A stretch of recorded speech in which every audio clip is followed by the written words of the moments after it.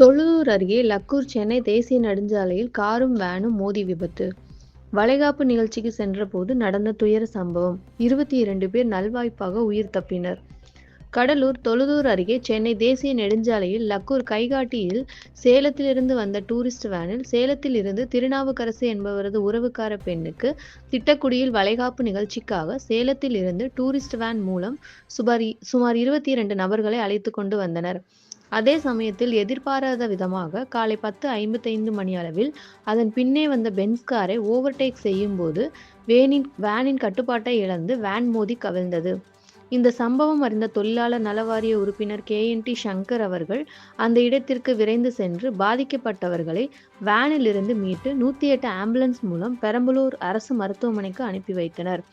இதில் பயணம் செய்த 22 பேரில் 8 பெண்களையும் 2 ஆண்களையும் பெரம்பலூர் அரசு மருத்துவமனைக்கு அனுப்பி வைக்கப்பட்டுள்ளனர். அப்போது JCB இயந்திரம் மூலம் வேனை ஓரமாக எடுத்துச் சென்ற பின் போக்குவரத்தையும் சரி செய்து வாகனங்கள் இயக்கப்பட்டது.